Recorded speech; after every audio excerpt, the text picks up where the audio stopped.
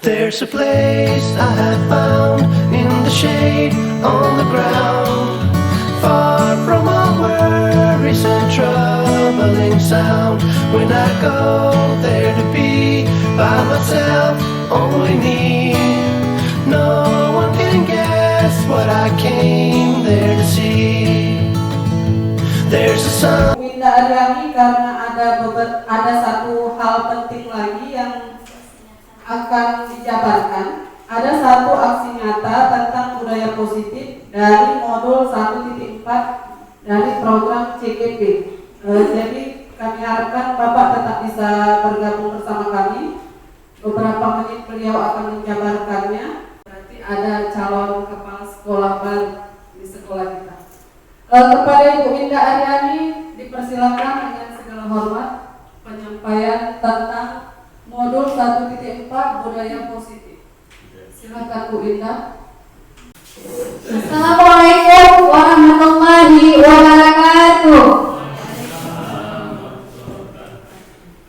Alhamdulillahirabbil alamin, wassalatu wassalamu ala asyrofil anbiya'i wal mursalin wa ala alihi wa sahbihi rasulillahi ajma'in. Rabbi shrah li sadri wa yassir li amri wa hlul 'uqdatam min lisani yafqahu qawli. Baik, terima kasih atas kedatangannya Bapak Ibu. Yang terhormat Bapak Pengawas Pak Aham SKD, yang terhormat Ibu Kepala Sekolah SMP Negeri 4, dan yang terhormat Bapak Ibu Dewan Guru SMP Negeri 4 Tebah Barat. Terima kasih banyak atas kesempatan yang telah diberikan kepada saya untuk memaparkan aksi nyata modul 1.4 tentang budaya positif yang penerapannya yang akan dilaksanakan di SMP Negeri 4 Tebah Barat. Selamat datang Bapak Ibu guru hebat, salam dan bahagia buat kita semua. Semoga kita selalu dalam lindungan Allah Subhanahu wa Ta'ala. Amin ya rabbal alamin.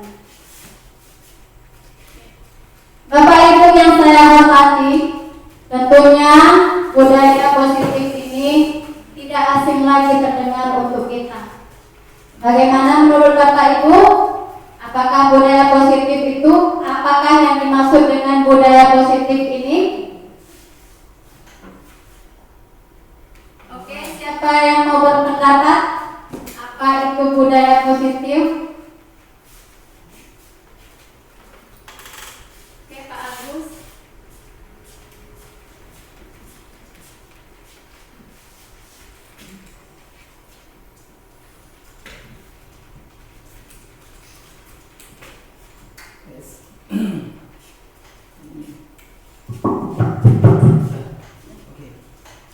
Terima kasih.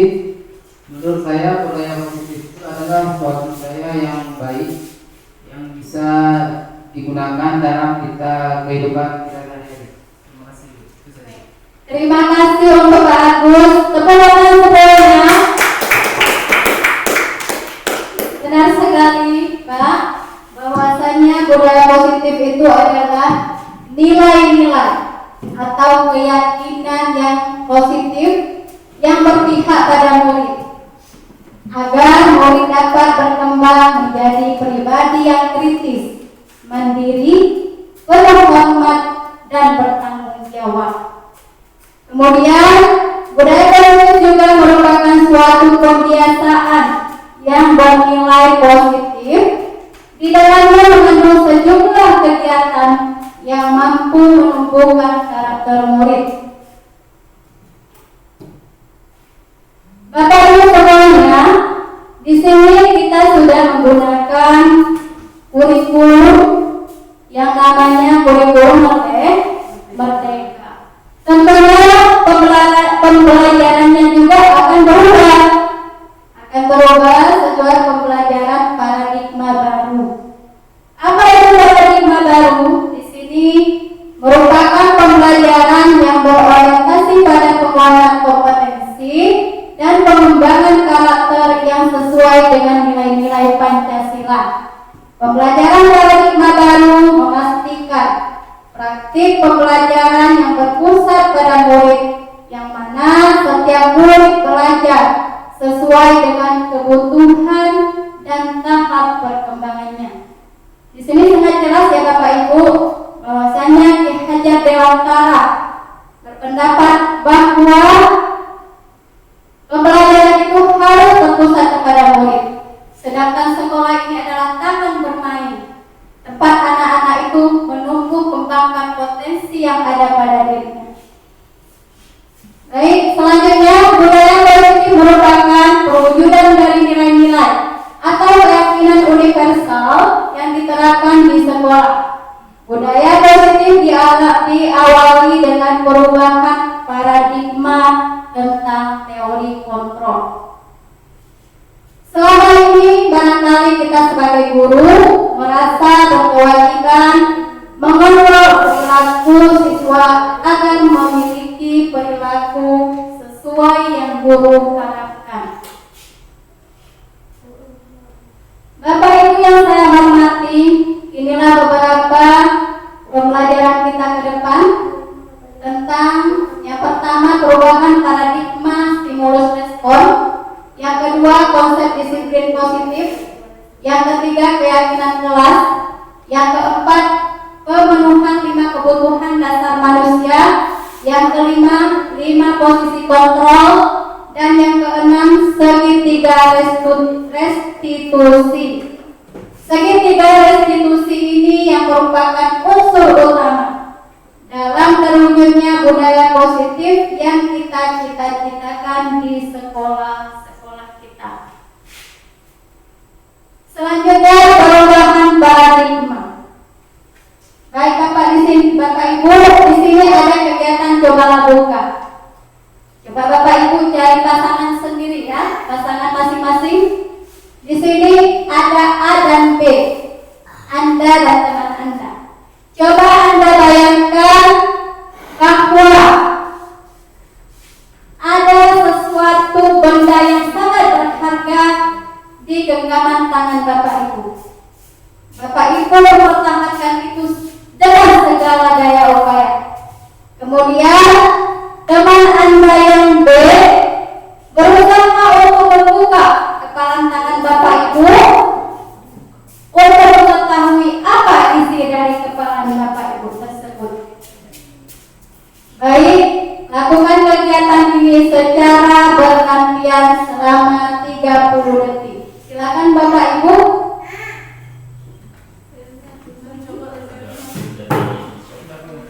Hanya sebelah kanan saja, satu kepala seperti ini. Pertama, kawannya dulu. Baik, silakan Bu Yusra dengan Bu El. Seperti ini Bu, satu saja. Bu Yusra menggenggam seakan-akan ibu itu mengepal ada yang rahasia. Kemudian Bu Nel, segala upaya yang dilakukan untuk membuka genggaman Ibu Yusra. Silakan ke depan untuk lebih jelasnya.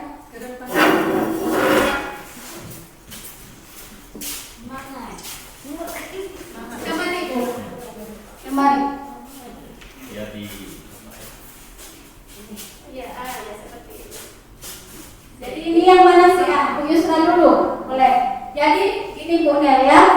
Ibu Nel terserah mau melakukan apa saja terhadap Ibu Yusra agar genggamannya itu terbuka. Mau digelinti, mau dimarahi, bahkan dibayar sekalipun, disogok agar genggaman tersebut terlepas.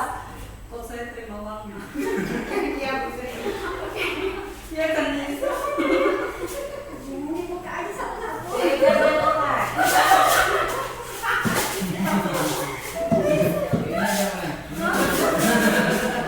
Uangnya.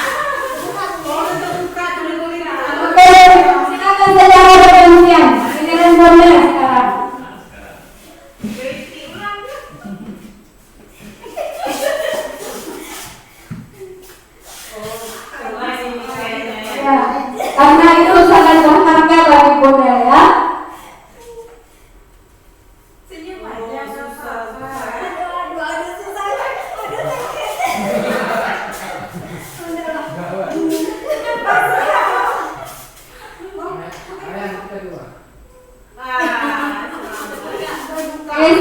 dulu Bapak Ibu.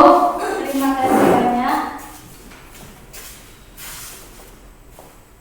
Baik Bapak Ibu, apakah Anda membuka kepalan tangan Anda atau tidak?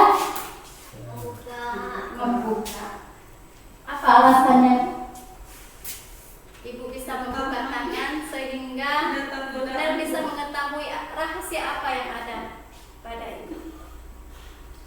Tidak tahu godaan. Kalau kita membuka tangan kami tadi yang bahwasanya karena ya dengan cara menggelitiklah bermacam cara agar tangan kami terbuka, itu sebabnya terbuka karena bahwa tadi dia menggelitik. Menggelitik. Oke. Kalau Kunel, bagaimana pendapatnya? Karena saya membuka tangan, akhirnya saya membuka tangan saya terbuka karena kekuatan kawan besar dari Jadi menyiksa. jadi akhirnya terbuka lah tangan saya. Oke, tepuk tangan dulu. Baik. Jadi Bapak Ibu, pada saat Bapak Ibu membuka genggaman atau menutup genggaman Bapak Ibu tersebut, kira-kira siapa yang mengontrol diri Ibu? Siapa Bu? Siapa Bu Bimita?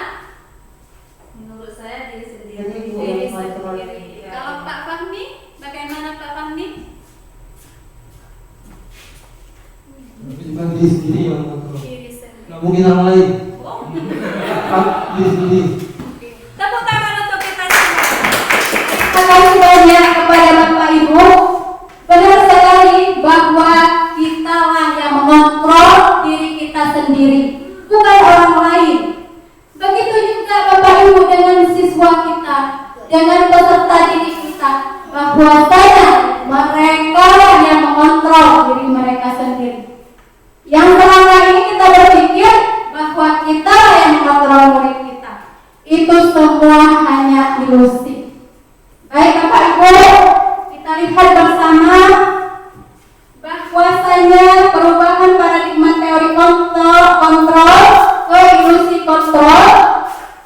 Yang pertama adalah ilusi guru mengontrol murid.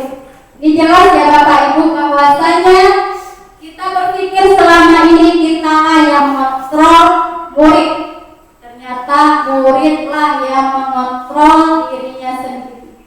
Kemudian ilusi bahwa kritik dan membuat orang merasa bersalah. Yang ketiga, ilusi bahwa semua perbuatan positif, efektif dan bermanfaat. Dan yang terakhir, ilusi bahwa orang dewasa memiliki hak untuk memaksa. Ini banyak ya. Kalau anak tidak mau, kita paksa. Seperti tadi, mungkin dengan cara menggelitik atau mengancam, sehingga anak tersebut tidak nyaman dengan apa yang kita lakukan. Sebenarnya anak baru melakukan karena apa? Anak itu merasa menghargai kita ya sebagai seorang guru, tapi pada dasarnya anak itu menghindari dari ketidaknyamanan tersebut. Oke, Bapak Ibu, di sini bagaimana menurut Bapak seseorang bisa berubah dari paradigma stimulus respon kepada pendekatan teori kontrol? Bagaimana Bapak? Bapak Ibu, masih semangat? Masih. Hai Bapak Ibu, menurut Stephen R. Covey mengatakan, bila kita ingin membuat kemajuan perlahan, sedikit-sedikit, ubahlah sikap atau perilaku Anda. Namun, bila kita ingin memperbaiki cara-cara utama kita, maka kita perlu mengubah kerangka acuan kita. Ubahlah bagaimana Anda melihat dunia, bagaimana Anda berpikir tentang manusia. Ubahlah paradigma Anda, skema pemahaman dan penjelasan aspek-aspek tertentu tentang realita. Jadi, ini merupakan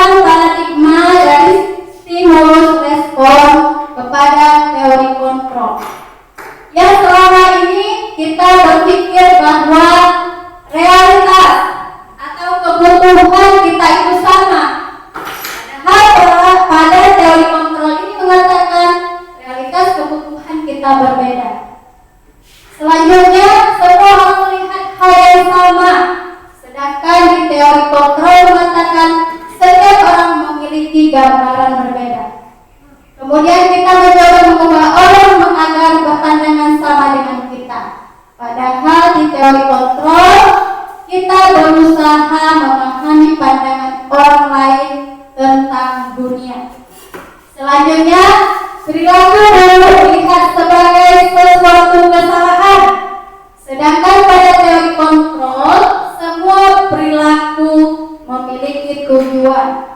Walaupun perilaku itu buruk, tetap memiliki tujuan. Kemudian orang lain bisa mengontrol saya. Hanya Anda yang bisa mengontrol diri Anda. Jelas tadi Bapak Ibu ya, pada kegiatan kita tadi coba buka bahwasanya yang mengontrol diri kita itu adalah kita sendiri. Selanjutnya, pemaksaan ada pada saat rujukan gagal. Kolaborasi dan konsensus menciptakan pilihan-pilihan baru, model berpikir menang kalah, sedangkan pada teori kontrol model berpikir menang-menang. Selanjutnya, disiplin positif. Bapak Ibu pernah dengar apa itu disiplin positif? Bagaimana Bapak Ibu? Halo. Oke, bagaimana Bu Yulita? Apa itu disiplin positif? Menurut saya disiplin positif itu adalah disiplin yang mengarah kepada kebaikan. Terima kasih kepada Ibu Yulita.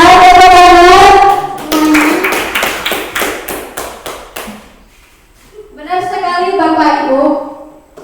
Mari kita lihat bersama apa makna disiplin yang sebenarnya. Di sini makna disiplin yang pertama berasal dari bahasa Latin disiplin yang artinya belajar. Makna asal yang berkonotasi dengan disiplin diri dari murid-murid Socrates dan Plato. Kemudian disiplin diri membuat orang menggali potensinya menuju sebuah tujuan apa yang dia hargai. Kemudian, namun dalam budaya kita, makna kata disiplin telah berubah menjadi sesuatu yang dilakukan seseorang pada orang lain untuk mendapatkan kepatuhan. Kita cenderung menghubungkan kata disiplin dengan ketidaknyamanan, bukan dengan apa yang kita hargai atau pencapaian suatu tujuan mulia. Selanjutnya, kata disiplin itu sangat berkaitan dengan nilai-nilai kebajikan universal. Nilai-nilai kebajikan universal adalah sifat-sifat positif manusia yang merupakan tujuan mulia yang ingin dicapai setiap individu. Nilai-nilai tersebut bersifat universal dan lintas bahasa, suku, bangsa, agama, maupun latar belakang. Menurut Glasser, setiap perilaku atau perbuatan manusia itu memiliki tujuan. Selanjutnya, Jerry Boston juga mengatakan, dengan melahirkan nilai-nilai kebajikan yang diyakini seseorang, maka motivasi intrinsiknya akan terbangun, sehingga menggerakkan motivasi dari dalam untuk dapat mencapai tujuan yang diinginkan. Kemudian, nilai-nilai kebajikan ini ingin dicapai oleh setiap anak bangsa adalah yang dikenal dengan profil pelajar Pancasila. Ada berapa dimensi Bapak Ibu profil pelajar Pancasila? Iya, ada 6. Yang pertama,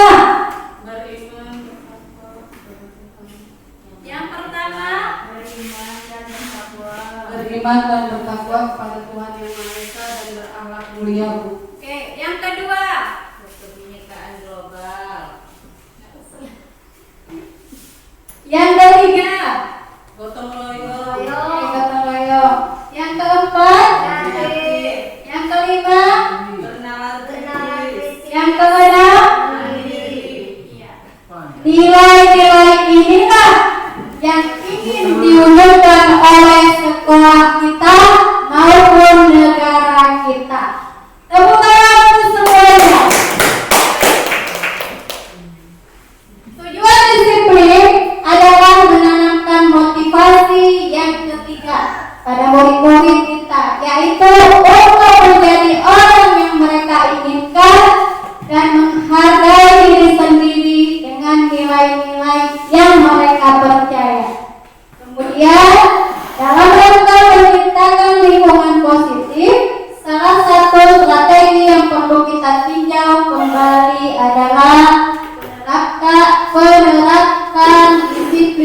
di sekolah kita.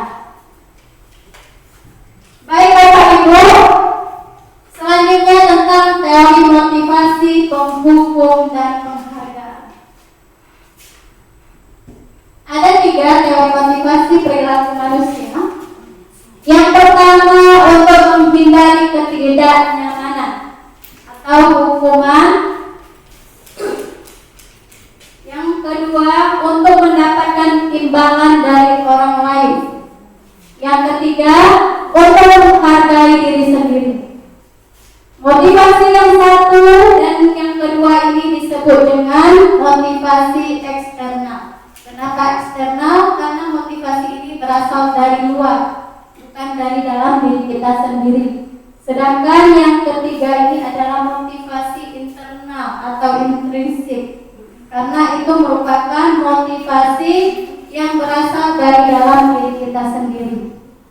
Jadi Bapak Ibu, yang motivasi yang ketiga inilah yang sangat diharapkan tumbuh di dalam diri murid kita.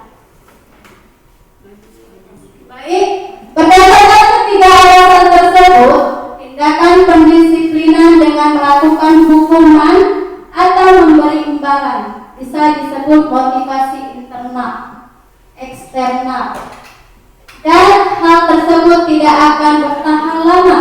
Barangkali dengan hukuman dan imbalan siswa memang menjadi patuh, tapi kepatuhan itu hanya sementara dan kedisiplinan yang diterapkan tidak mengubah karakter siswa menjadi lebih kuat.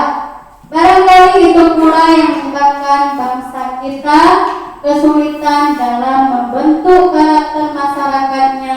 Contoh kecil seperti budaya antri, menaati peraturan lalu lintas, menjaga kebersihan, dan lain sebagainya.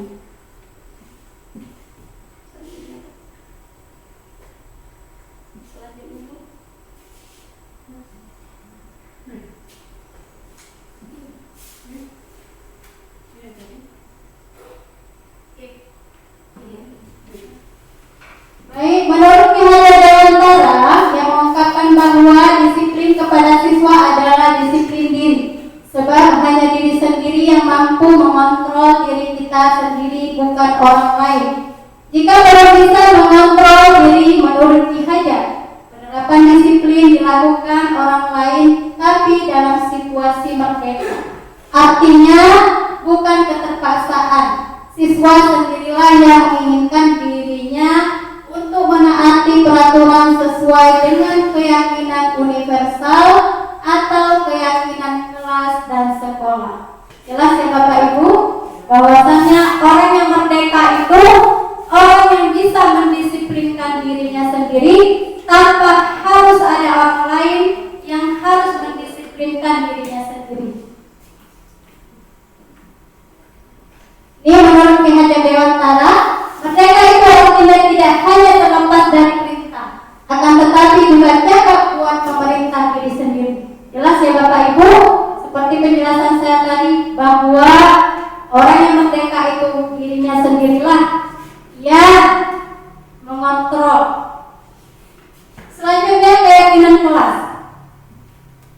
Bapak Ibu, kenapa harus keyakinan kelas? Kenapa bukan peraturan? Mari kita lihat bersama. Yang pertama, mengapa kita memiliki peraturan harus menggunakan helm bila menggunakan kendaraan roda 2? Mengapa Bapak Ibu? Karena menghindari kecelakaan. Menghindari kecelakaan. Ada lagi Bapak Ibu? Selain dari menghindari kecelakaan, takut dengan polisi? Atau takut dengan ditilang? Takut dengan ditilang. Yang lebih besarnya apa? Untuk keselamatan. Baik. Yang kedua, mengapa kita memiliki peraturan 3M? Menggunakan masker, mencuci tangan, dan menjaga jarak 1,5 meter. Untuk apa Bapak Ibu? Menghindari COVID. Menghindari COVID. Kenapa dengan COVID? Berbahaya. Berbahaya. Kalau menyerang kita apa yang terjadi? Mati ujung-ujungnya.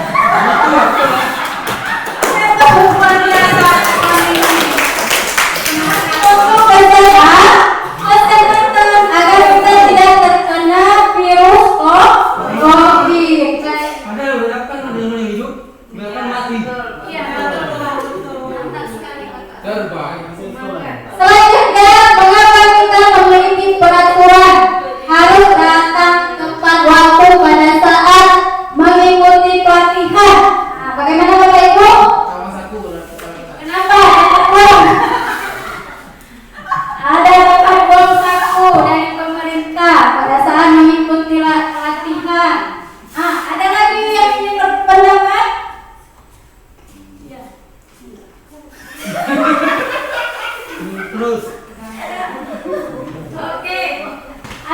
bagus.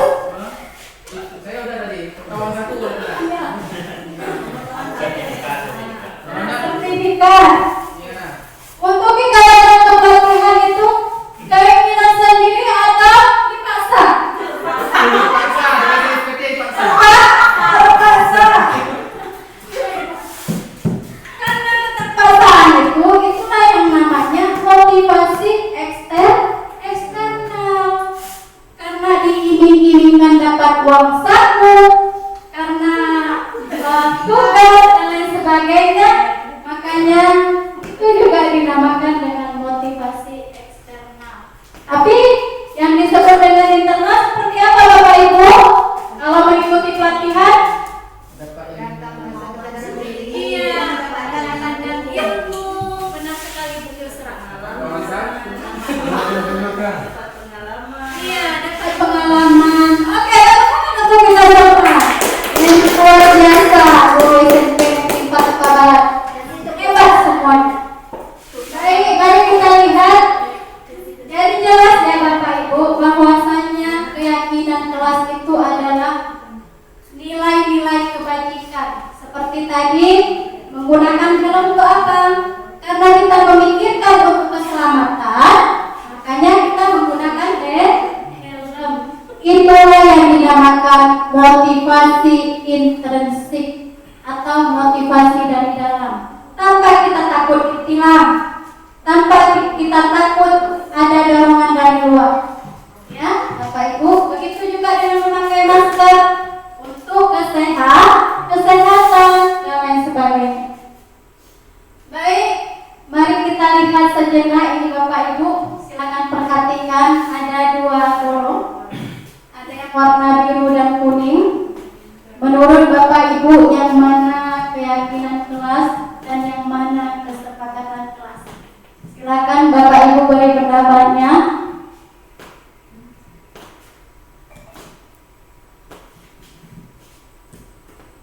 Bagaimana Bapak Ibu? Ada yang berpendapat? Oke. Guru besar. Yang di sebelah kiri datang kepada aku mengucapkan salam. Ini keyakinan atau kesepakatan?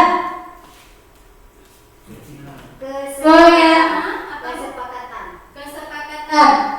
Menjaga kebersihan sekolah. Oh, bukan yang kondisi. Orang biru. Saya kira kalau guru itu ini yang membedakan ini lain nilai. Iya. Dalam satu itu. Apa beda antara dari kedua kolom ini? Yang mana kolom yang mana yang keyakinan kelas dan yang mana kesepakatan kelas menurut Bapak? Itu kesepakatan dulu ya? Iya, memang dibuat seperti itu. Oh. Mengucapkan salam keyakinan.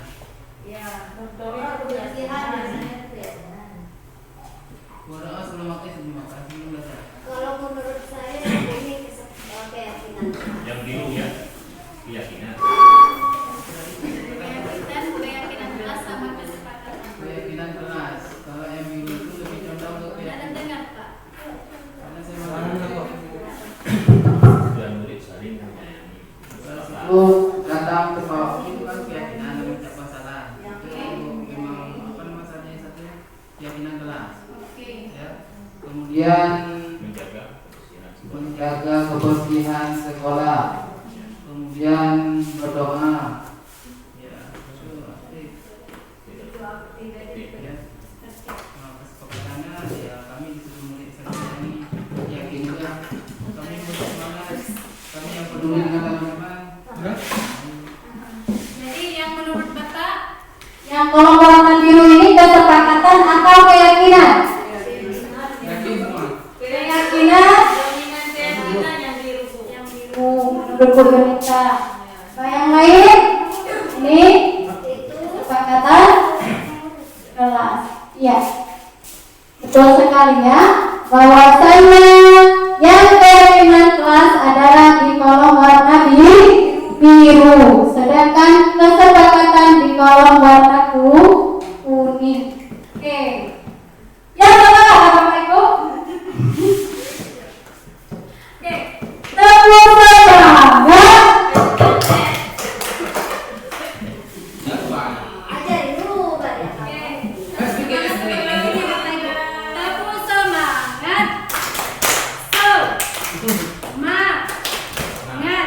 Semangat. Oke ya.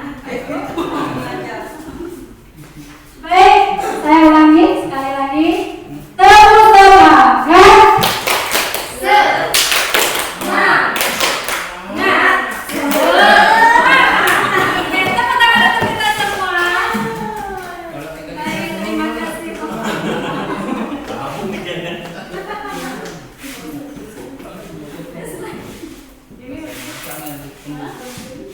Oke. Perbedaan antara keyakinan kelas dan peraturan kelas. Dengan peraturan, kalau peraturan selalu kembalikan buku ke tempatnya, sedangkan keyakinan kelas tanggung jawab.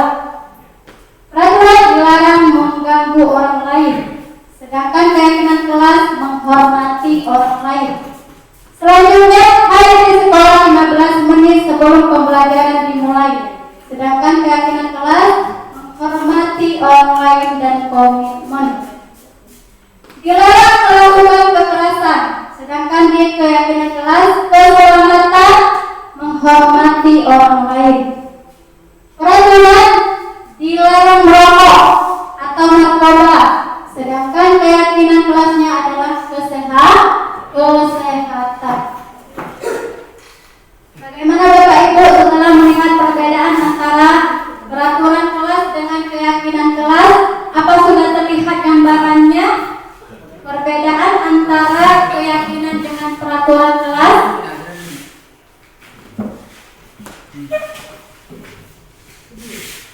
Baik Bapak Ibu, di sini ada kasus ya. Iva kurang menguasai pembelajaran matematika, sehingga pada saat pembelajaran tersebut berlangsung, dia lebih banyak berdiam diri atau menggambar di buku pelajarannya. Ini sering kita lihat Bapak Ibu. Pada saat guru matematikanya Pak Seno menanyakan pertanyaan, Iva menjadi gugup dan tak sengaja menjatuhkan tasnya dari kursi, serta tiba-tiba menjadi gagap pada saat berupaya menjawab. Seluruh kelas pun tertawa melihat perilaku Iva yang berbicara tergagap dan terkejut tersebut. Pak Seno pada saat itu membiarkan teman-teman Iva untuk maju ke depan, melihat Iva sendiri yang gugup tersebut ya, untuk maju ke depan kelas dan berdiri di depan kelas sambil menunjuk hidungnya. Jadi Pak Seno ini menunjuk hidung si Iva karena tidak bisa menjawab pertanyaan Pak Seno. Kelas semakin gaduh dan anak-anak pun tertawa melihat Iva di depan kelas memegang ujung hidungnya. Jadi menurut Bapak Ibu, apakah Bapak Ibu setuju dengan perilaku atau tindakan Pak Seno ini? Tidak. Kenapa? Karena itu paksaan. Baik. Yang kedua, menurut Bapak Ibu, tindakan Pak Seno terhadap Iva adalah sebuah hukuman atau konsekuensi. Hukuman atau konsekuensi, Yus? Kalau menurut kami itu termasuk sebuah hukuman, karena dia kan nggak bisa ada yang menjawab apa yang dia tanyakan. Oke, makanya berdiri di depan kelas. Baik. Kita pertama terima kasih. Benar sekali yaitu bahwasanya yang dilakukan Pak Seno itu adalah penghukum. Mengapa menghukum?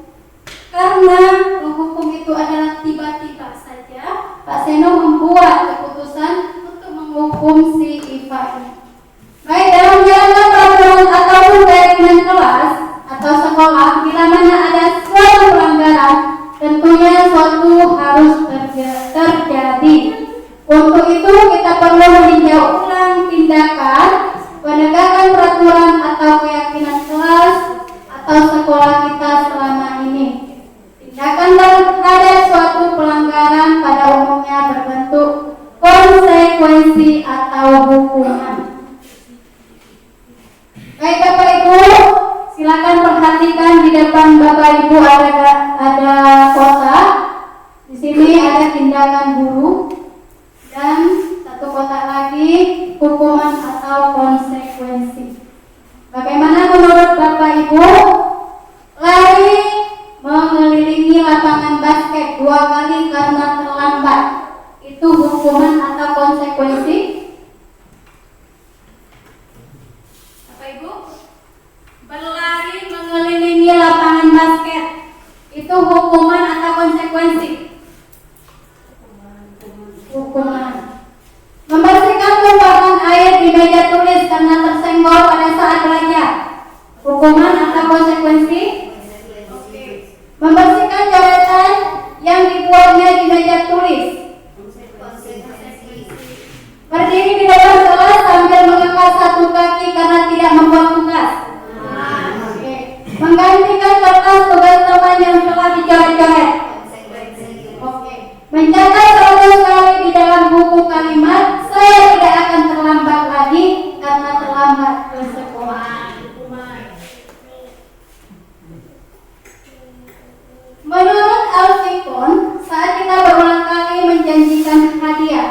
kepada anak-anak agar berperilaku bertanggung jawab, atau kepada seorang murid mempelajari sesuatu yang baru, atau kepada seorang karyawan agar melakukan pekerjaan yang berkualitas. Kita sedang berasumsi mereka tidak dapat melakukannya atau mereka tidak akan memilih untuk melakukannya.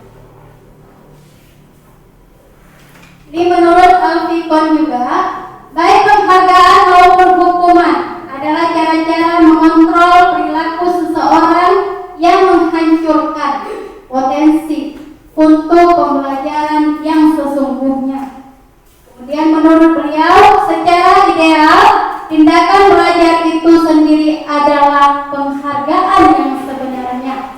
Selanjutnya, dia mengatakan berdasarkan hasil riset Alfikon tentang tindakan memberikan penghargaan yang nilainya sama dengan menghukum seseorang.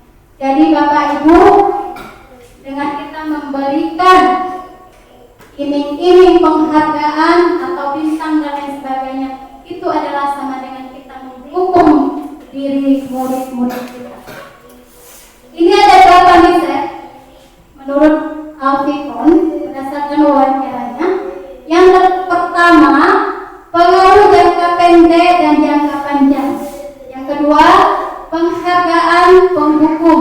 Ketiga, penghargaan mengurangi ketepatan.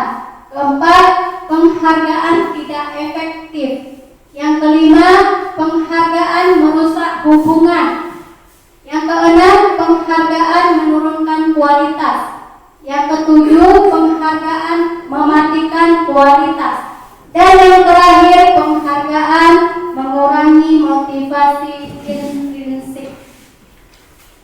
Ini Bapak Ibu ya, dokumentasi kami pada saat pembuatan keyakinan kelas di kelas 7 dan kelas 82. Ini dia yang untuk kelas 7.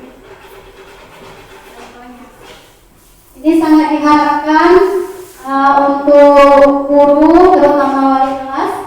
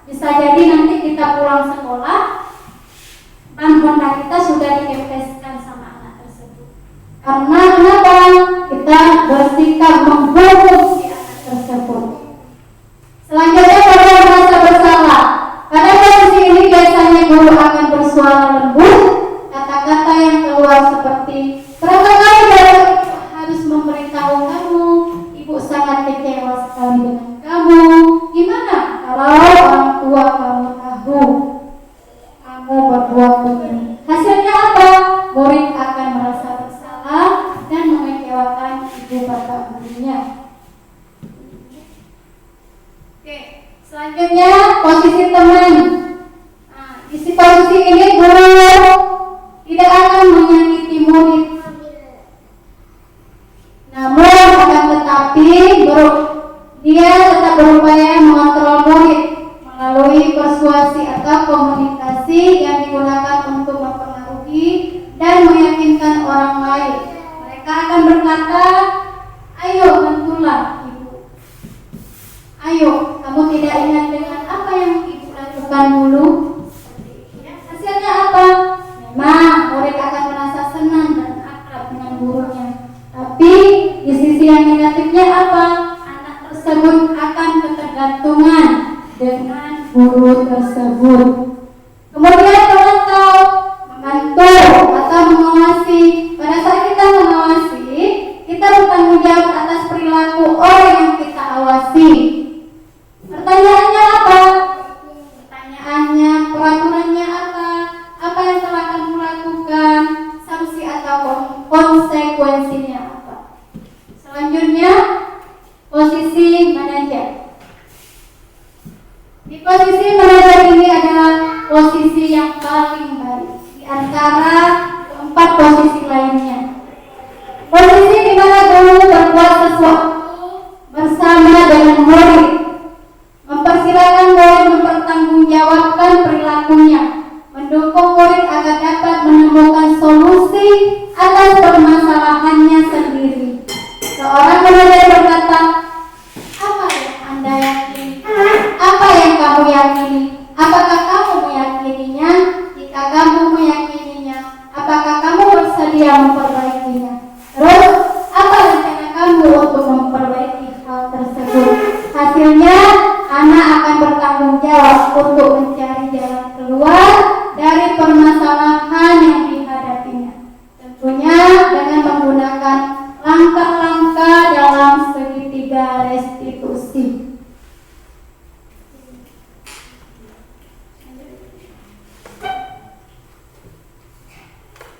Baik.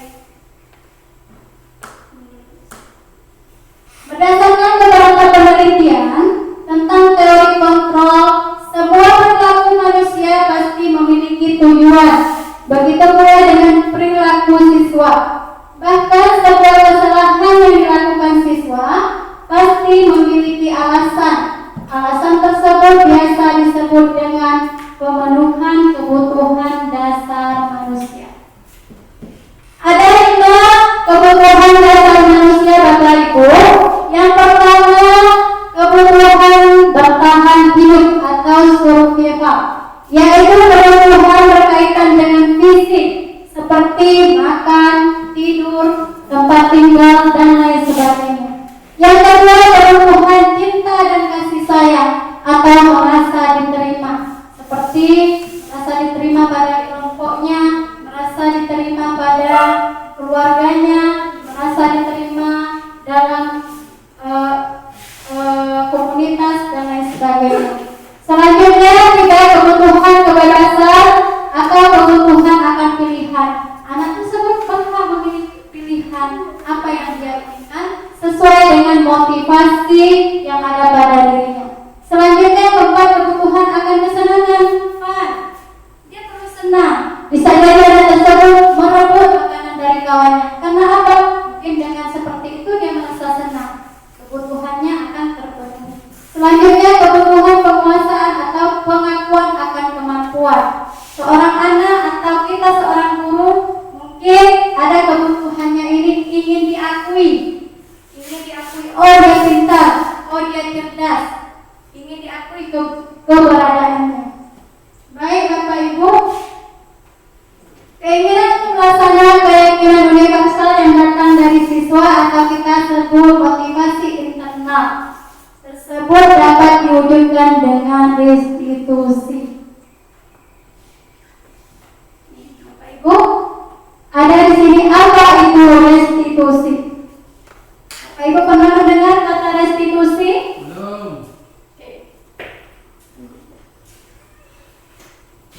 Restitusi adalah upaya mendisiplinkan siswa, tapi dengan cara siswa itu sendiri yang menyelesaikan masalahnya dan membuat mereka bertindak sesuai dengan apa yang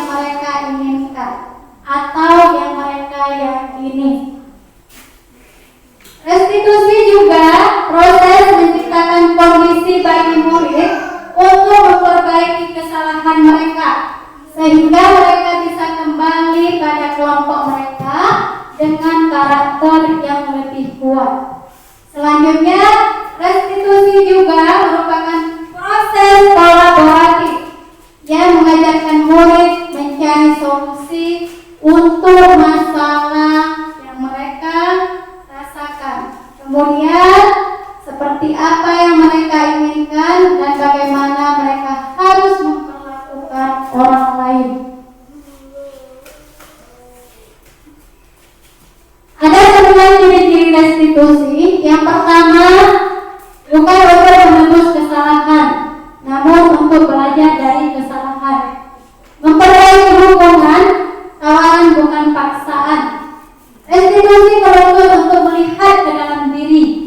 Restitusi mencari kebutuhan dasar yang mendasari tindakan.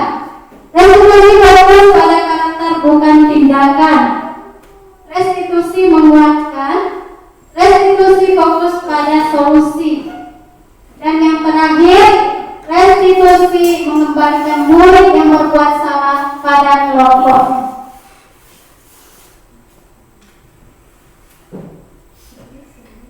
Inilah segitiga restitusi. Silakan perhatikan Bapak Ibu. Inilah tahapannya yang ingin kita lakukan, yang sudah saya terapkan di sekolah ini dalam menyelesaikan masalah siswa yang dihadapi oleh siswa kita. Yang pertama, dengan rangka menstabilkan identitas, bisa dengan pertanyaan, setiap orang pasti pernah melakukan kesalahan. Kamu bukan satu-satunya yang pernah melakukan ini. Yang kedua, memvalidasi kebutuhan. Kamu tentu punya alasan mengapa melakukannya. Kemudian, adakah cara yang lebih efektif untuk mendapatkan apa yang kamu inginkan? Artinya apa Bapak Ibu? Jawaban-jawabannya tumbuh dari diri murid itu sendiri.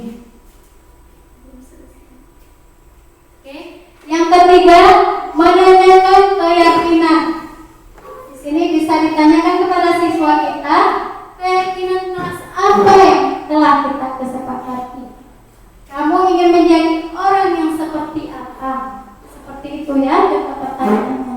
Bisa Ibu variasikan sesuai dengan cara Ibu sendiri.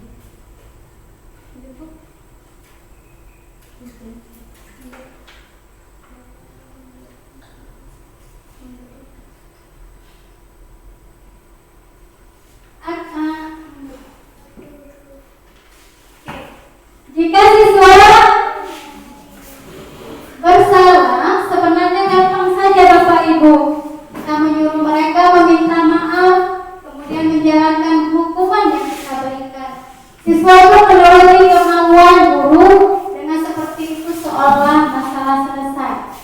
Akan tetapi, menurut Ki Hajar Dewantara, pendidikan adalah tempat menyemai benih-benih kebudayaan. Kebudayaan dibentuk dari kebiasaan, diharapkan dan menjadi karakter. Diharapkan dampaknya lama dan jangka panjang.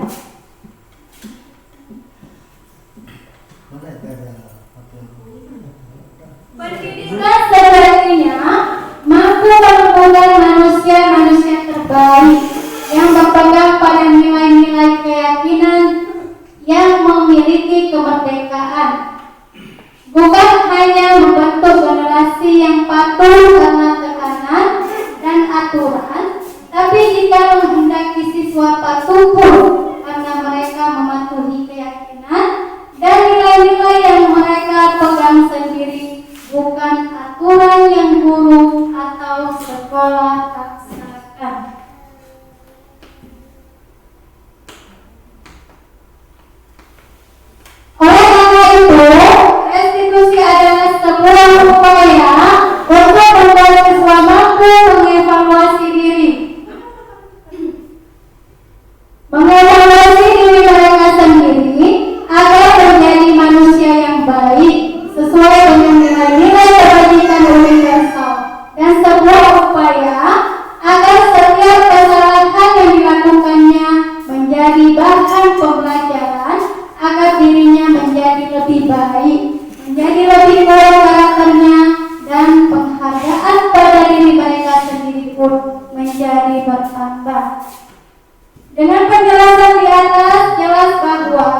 diharapkan budaya positif di sekolah ini dapat terwujud dan sekolah sebagai tempat penyebar kebudayaan atau pembentukan karakter bukan hanya sebagai mimpi indah yang hanya menjadi cerita indah dalam buku-buku teks.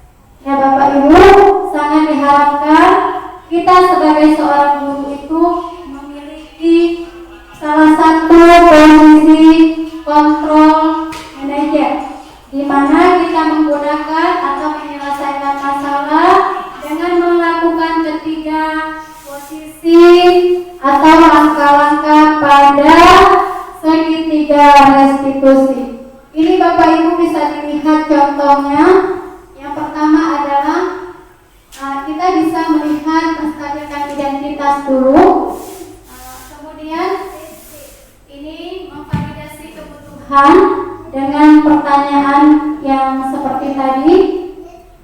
Semua manusia pernah melakukan kesalahan. Seperti itu Bapak Ibu ya.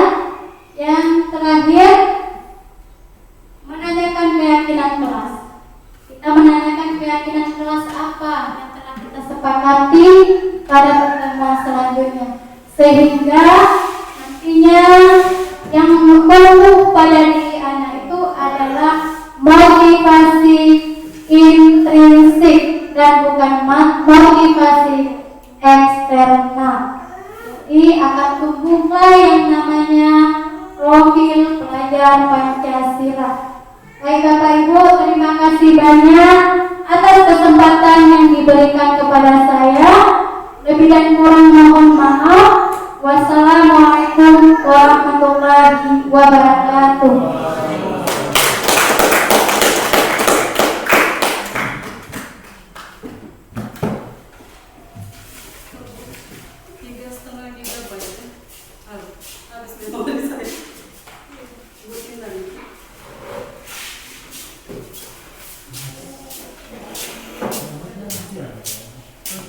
Terima kasih kepada Ibu Linda Aryani yang telah memaparkan modul 1.4 budaya positif kepada seluruh Dewan Guru dan staf tata usaha. Kiranya budaya positif ini bisa kita terapkan dan bisa kita kembangkan di kalangan anak-anak peserta didik kita seluruhnya. Dimulai dari budaya kebersihan tadi ya Bu. Berarti ada contoh langsung dari Bu Linda, berarti tentang penerapan kebersihan sekolah di kalangan anak-anak. Udah diterapkan beliau untuk kelas 1 ya? Kelas 7 dan kelas 92. Diharapkan kepada Dewan Guru dan seluruh kita dapat menerapkan yang telah disampaikan oleh Ibu Linda Aryani di kelas kita masing-masing. Dimulai dari hal kecil, dimulai dari diri sendiri. Mudah-mudahan dapat berjalan dengan maksimal. Seperti itu ya Bu. Amin. Ada lagi yang mau disampaikan Bu Linda? Bapak Bonelas ada yang mau disampaikan Pak? Tidak ya?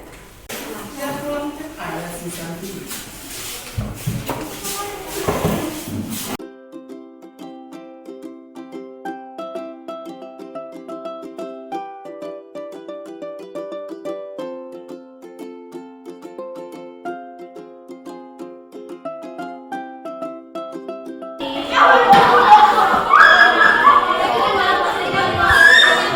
Waalaikumsalam warahmatullahi wabarakatuh.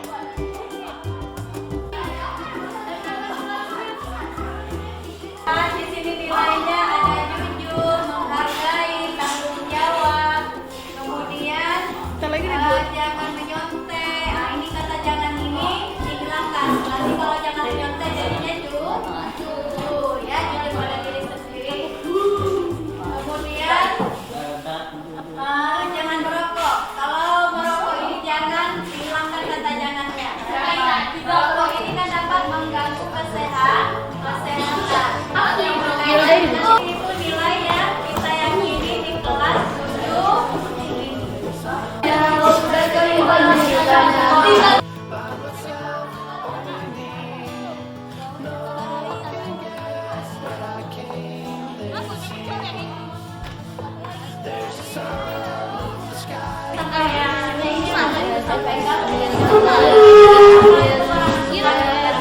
you wish you could fly, and in the distance I'd see